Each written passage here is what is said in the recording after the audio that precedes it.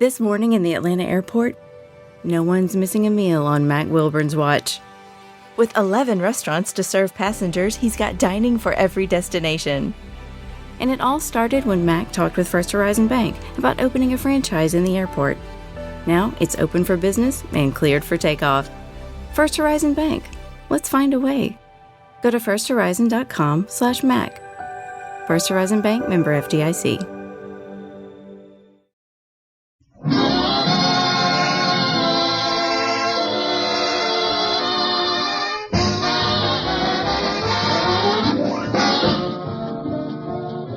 And Andy Show with Lou Lubin, Ernestine Wade, Johnny Lee, Will Wright, Jeff Alexander's music, Vince Townsend, and radio's all-time favorites, Amos and Andy.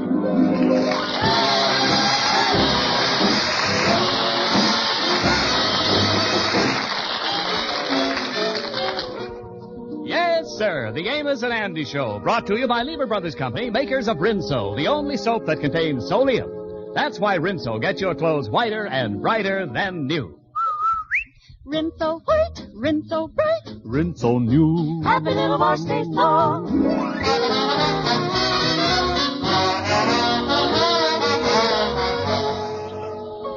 Last week, through a misunderstanding, the Kingfish thought he was being drafted. Trying to better his position in the armed forces, the Kingfish enlisted for a 4-year hitch in the field artillery, only to find out his draft notice was a mistake. And right now he's telling his troubles to his friend Andy. I like that, and I joined the field artillery to keep from being drafted, and then to tell me this whole draft thing was a mistake. Yeah, that was a nasty turn of events there. Yeah, talk about having something boomerang on you. Now I know how No-Face Jackson felt when he said the shotgun wasn't loaded. Well, I'll tell you something, that field artillery is pretty rugged stuff. Oh, it ain't no Boy Scout jamboree, I tell you that, boy. You know, the chances is they'll assign you to a trench mortar or have you firing one of them 75-millimeter Wurlitzers, you know it? Yeah. Well, I kind of read up on the thing last night. It seemed that on every cannon there's 4 men. One fella aims the thing, another fella puts the shell in it, another fella closes the breech, and the 4th fella shoots it off by pulling the string. I'm going to try to get in the string section. That's what I'm doing. Oh, I'm going to tell you, this is the worst mess I done ever been in, and wait a minute. Hello, George Kingfish Stevens speaking. Hello, this is Donovan over at the Times-Citizen. Yeah. I wonder if we could send a reporter over to see you. Reporter? And a photographer. I'd like to run an article on you joining the 101st Field Artillery. You know, older man sees duty, enlists. It's a fine thing you're doing, Mr. Stevens. Well, thank you, sir, but I don't think you have to put it in the paper. After all, my picture too, huh? Yes, a picture and a 2-column spread. Oh, well, I don't think that, what page? We planned the front page. Oh, well, I'll drop round the office sometime, give you the whole story. That's fine. When can we expect you? Well, I guess there's no hurry about it. Any time, say within the next 3-4 minutes, be all right. I'll be expecting you. Just ask for Mr. Donovan. Goodbye. Goodbye, Miss Donovan. I'm leaving now. Wait there for me. Hey, like that, Andy. They're going to put my picture in the newspaper. The man said that he going to write up a story, give me a 2-column, 2-way spread there and everything else, you see. Oh, just going in the army, that might not be a bad thing after all, me joining up there like that. Yeah, and on top of that, the brothers was going to give you a testimonial dinner and a gold watch. Of course, it was the same watch they was going to give Brother Thompson, only he didn't get the reprieve. Yeah, that's all right. As long as they don't give me the same dinner. You know, that don't keep as good as the watch do. You know, and I'm just thinking here, if I do get in the army, I might even turn out to be a hero, and you know that? Oh, sure, you could be a hero, all right. Might even come back with a Croix de Guerre or the oatmeal cluster. You can. You know, I can see myself in action right now, and howling mad Stevens. You can, huh? Oh, yeah. Me and my buddies is up there at the front line with the shells screaming and the bazooka zooking. Pulling away on my string there. All of a sudden we gets word that the enemy is done infiltrated in our ranks and 2 spittoons is moving up from the rear. Now there he is right there in the front line. Now what does I do? You ask him for a longer string. I whips out my flamethrower. I infiltrate right back at him. By the time all the infiltrating is over, I captured prisoners in one hand. Oh, I tell you, Andy, in the other hand I got there, call you back. We're in the middle of a battle here. Well, I on the ridge, yelling to my buddies to come on. Hey, wait a minute. You better answer that phone, Kingfish. Yeah, I remember where I was now. And on top of ridge there. I finished this battle. Hello? George Kingfish Stevens speaking. Who? Oh, Lieutenant Parker. Oh, yes, sir. Yes, right away, sir. Aye, aye, sir. And, that was the field artillery headquarters. Yeah. Yeah, they want me to come down there right away. It's the call to duty. And the next time you see me, I'll be singing that great song of the field artillery, when the croutons go rolling along.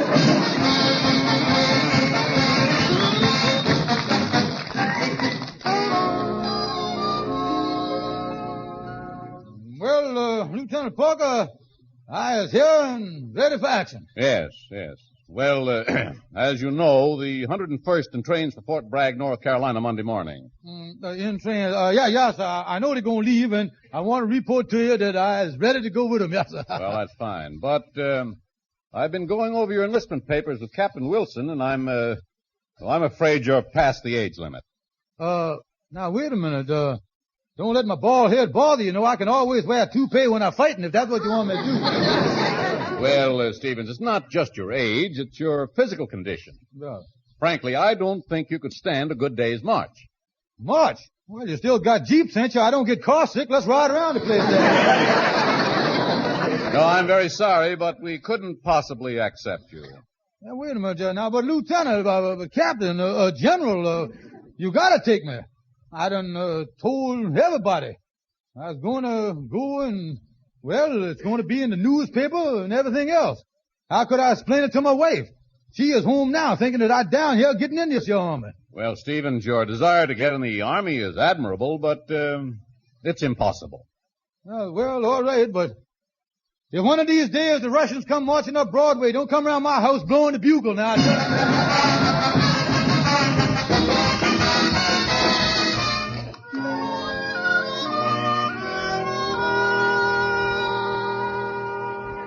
Yes, Clara, I just had to call you about George.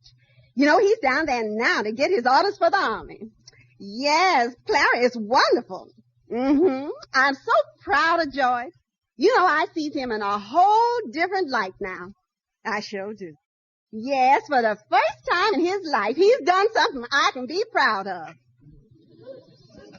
Clara, I hear him coming in now. I'll have to hang up. Goodbye. Is your home, Sapphire? Is that you, my soldier?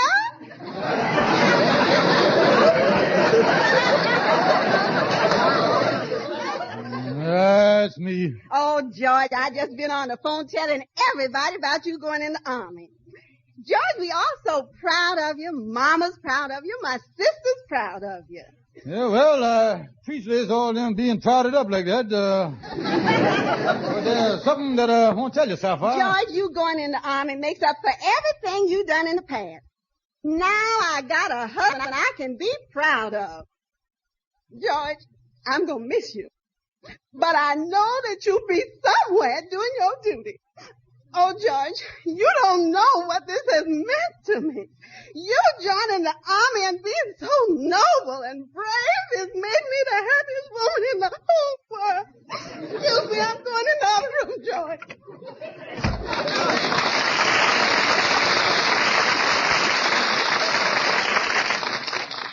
Oh, well, I suppose MacArthur's wife carries on the same way.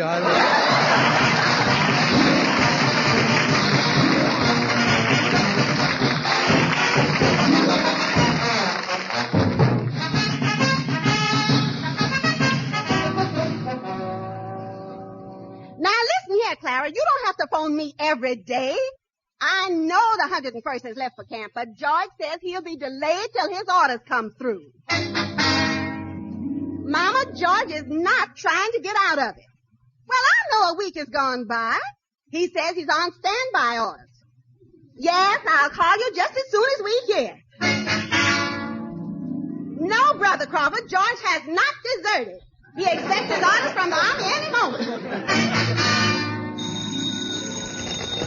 He's leaving any day now.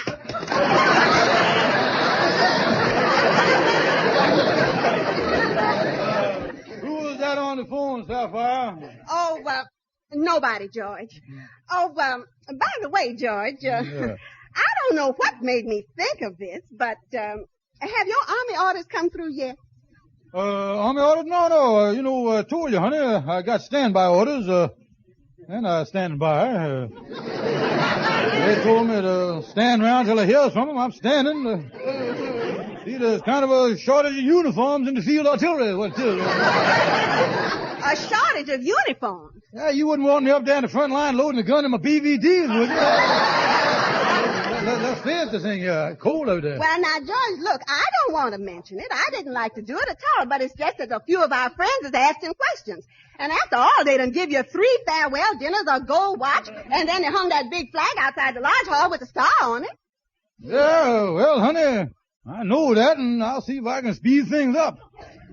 I'm standing by as fast as I can. That's all I can do. I'll try to speed things up. That's what I'll do. All right. I know you will, darling, because this time I have all the faith in the world in you. I'm going out now, George. Goodbye, honey. Yeah, she's talking about that solid gold watch the brothers give me. Pawnbroker wouldn't give me but $1.25 for the thing.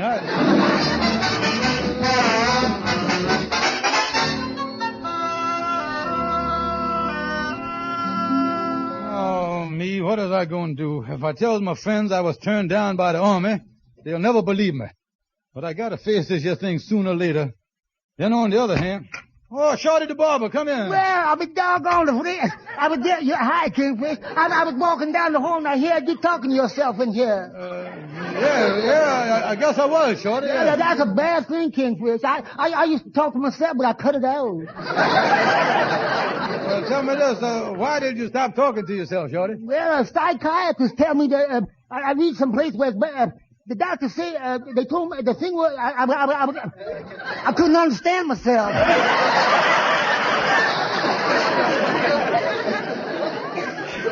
Now look here, Shorty, you was an old friend of mine, and I know I can count on you not to betray my confidence. I tell you why I've been mumbling to myself here. Confidential. Put your ear up here.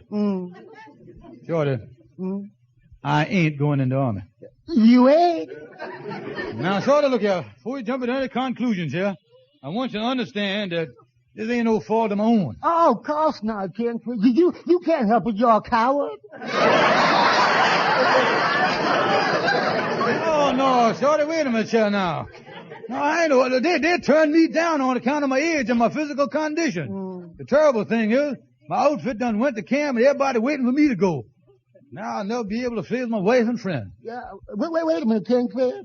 If your friends saw the army turning you down, really hit you hard and broke your heart, they'd feel sorry for you. Yeah, that's right. Yeah, get their sympathy. Yeah. Yeah, if my wife and friends felt sorry for me, they might forgive me. Yeah. Andy is my best friend. And my stupidest. You know, Shorty, I think I'll try the sympathy angle on Andy first. If it works on him, I know I'm safe, cause then it'll work on all my friends. Yeah, that sympathy stuff that can really get results, Kingfish. Yeah, I know, cause my mother pulled it on my father once. He'd never bring home his paycheck, so one night she decided to really play on his sympathy. She did, huh? Oh, yeah. She dressed us kids in rags and threw our shoes away and turned off the heat and the water, and then she met my father at the front door with a shawl around her head. He took one look around the place, and then my father went out and did the only thing a red-blooded man could do. What was that, Shorty? Oh, he went to the bank, drew out all the money. He went to the store and bought a lot of clothes. He went right out and he moved to a hotel.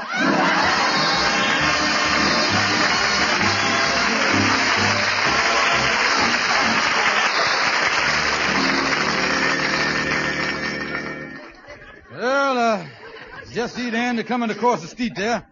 I got all this stuff here. I'll see how this sympathy thing gonna work on Andy. Oh, come in, Andy. Warm-hearted, sympathetic brother. Say, Kingfish, what is you doing with that gun and that knife on your desk? Andy, I has just received a blow from which I cannot recover. I was about to resort to self-destruction. Oh, well, I'll come back later. I didn't know I was butting in on something important like that. Come back here, you fool. I'm gonna kill myself. Don't you know what I'm talking about? Oh, yeah. Always something, ain't it? Now, listen, Andy, I don't think you get the impact of what I packing here, boy. Now, look here, you see, Andy, the Army is done turned me down. Oh, you done wormed out of the thing, huh? No, Andy, the thing is crushed me, boy. I crushed. The happy, carefree kingfish is no more. I was a broken down man. You don't look no more broke down to me than usual. Well, it's the inside where the damage is, Andy. All my pride is gone. My gallbladder is deflated like a punctured football. I know that after I is gone, that you and all my other friends is going to blubber their fat heads off. I know you're going to be sorry. Listen, Kingfish, is you on the level about this thing? Certainly I'm on the level, Andy. And this ain't my first attempt at doing away with myself. Ain't, huh? I've been trying all day. Early this morning, I went out in the garage and started to take carbon monoxide. No fooling. Yeah, I put my mouth over that exhaust pipe. The stuff give me the headache. Between choking on that hot pipe and taking aspirin, I couldn't get no place out there. Yes, indeed. There must be more comfortable ways of knocking yourself off than that. Another thing I was thinking, I was going over Lenox Avenue and throw myself under a crosstown bus. Only thing is, I don't know the schedule, you see that? Yeah, well, that's a problem, all right. Of course, you know, you could go over and lay down on the railroad track and take potluck. Something bound to come along there sometime. Fine bunch of sympathy I'm getting from you. Anna, did anyone ever tell you that you got a heart like a peach pit? Well, what's the matter with you? I'm only trying to be helpful here. Now, wait a minute, man. Look here. I gonna tell you the truth. I was kind of using you as a guinea pig here, boy. I wanted to see how my friends would act when they found out that I wasn't going in the Army. Listen, Kingfish, you has got to go in the Army. All your friends is expecting it, and what's more important, your wife is counting on it. Yeah, I know, Andy. What I gonna do? Everybody's sitting around waiting for me to leave for camp. Now, look, wait a minute. What? I could leave for camp, but I wouldn't have to get there. What you mean, Kingfish? Well, there's an old room upstairs in the attic here at the lodge hall. I could say goodbye to everybody at the station down there, and then sneak back here to the lodge hall, hide up in that room up there for a month, then tell everybody I was honorable discharged. Yeah, either that or tell them they retired you and put you in the preserves. Come on, let's go upstairs and get that room in the attic cleaned out so I can move up there. That's what I want.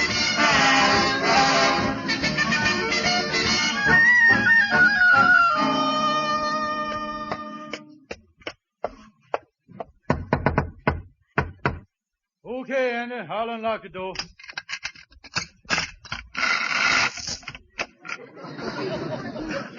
Hi, Kingfish, here. I done brung you your lunch. Well, thanks, Andy. Boy, this is working great. I've been up here a week now. Everybody seated me off down at the railroad station with the artillery base at Fort Bragg, and they ain't none the wiser. Yeah. Say, by the way, I run into Sapphire today, Kingfish. She said this weekend she's going down and visit you at Fort Bragg. Yeah, well, that sure was nice of her to go down there because, wait a minute. I ain't at Fort Bragg, I is here. Holy smoke, that's right, ain't it? You is here. Kingfish, what you gonna do? And you better go down and get me a bus schedule. I'm gonna have to jump in one in front of them things anytime.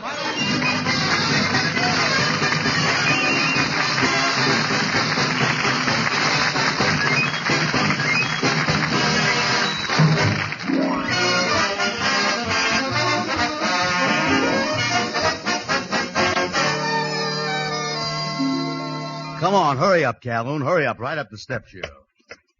Say, why is we climbing way up here? The Kingfish is up here and he's in trouble. Well, why don't he have his trouble on the ground floor like you always do? Well, here he is.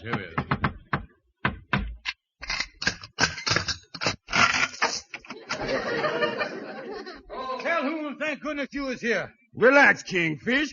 Calhoun is here, and he brung his brain with him. Yeah, tell him the problem, Kingfish. Well, Calhoun, tomorrow morning at 8 o'clock, my wife is leaving for the field artillery base at Fort Bragg, North Carolina. Don't worry, Kingfish. They'll never take her.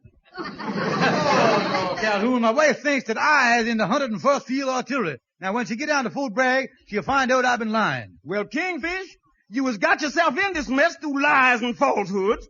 And when you has brought yourself to this desperate position through prevaricating and lying, there's only one thing that'll save you. What is that? Bigger and better lies. Yeah, Calhoun, but this time it looked like the Kingfish is trapped. Well, the thing to do, is beat her to the punch. I tell you, get a hold of a soldier's uniform, and before she can leave for North Carolina, bust in on her and tell her you was home on furlough. Yeah, I could do that for a couple of weekends. Then when the things quiet down a little bit, I tell her that I got a discharge from the army, and that'll wind up the whole mess. Yeah, you're right. Well, I gotta get going, boys. I sure has had a busy morning. Sure enough. Yeah, there was a big fight down at the burlesque show, and I've been backstage all morning interviewing the chorus girls. I must have talked to 30 of them girls. Yeah, did you find out anything about the case? Doggone, I know I forgot something.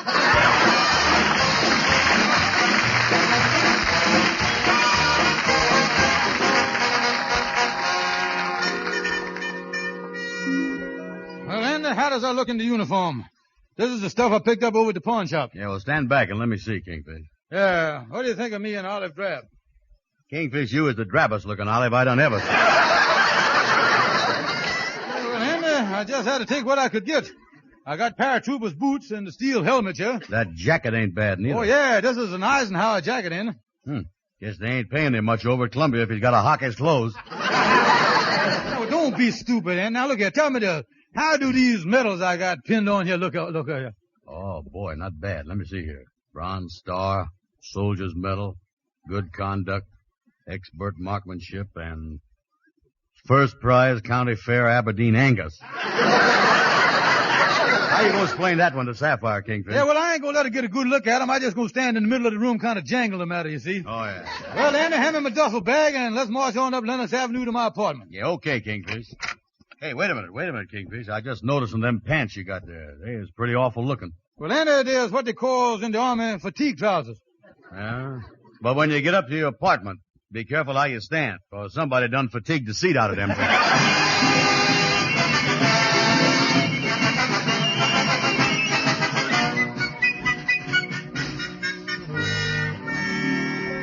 Yes, Amos, I just left the Kingfish. He's up there now telling Sapphire the whole story. And you mean, Andy, that he never went in the army at all? That's right.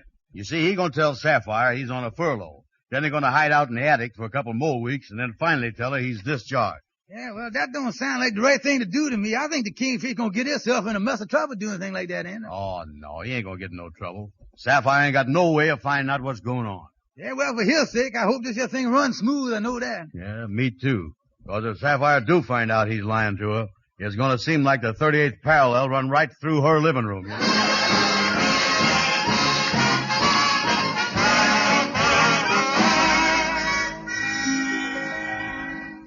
George is so wonderful. You getting a furlough like this just when I was coming down to see you. Oh, yes, honey, yes. Too bad that you couldn't get down to dear old Fort Bragg. Great place down there.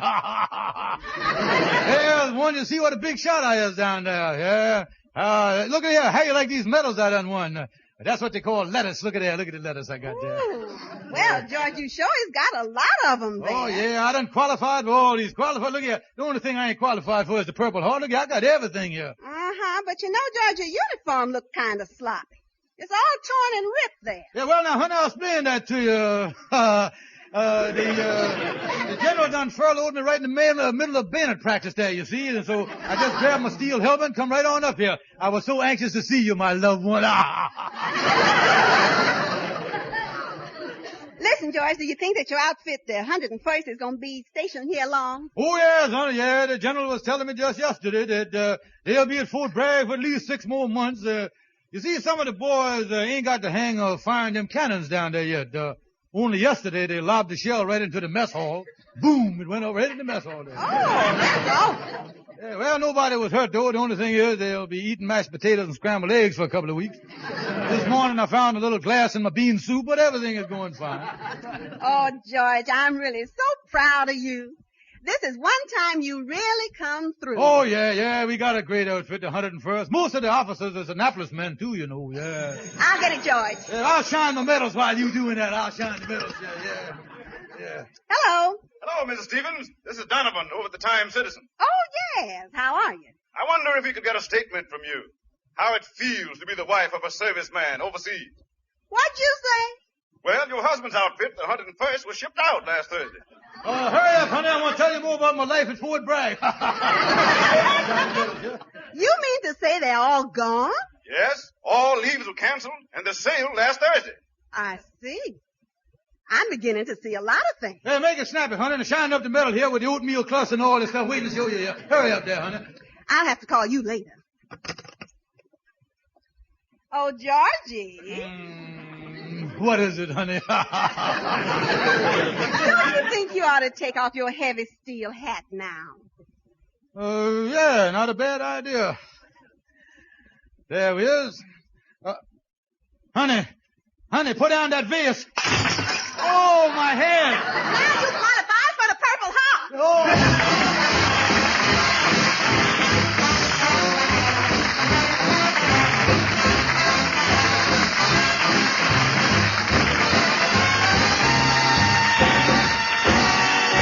Good night, folks. See you next Sunday. Be sure to be with us next Sunday at the same time. The Lever Brothers Company, the makers of Rinso with Solium, will again present the Amos and Andy Show, which is written by Joe Connolly, Bob Mosier, and Bob Ross. Stay tuned for the Edgar Berg and Charlie McCarthy program, which follows immediately over most of these stations. This is CBS, the Columbia Broadcasting System.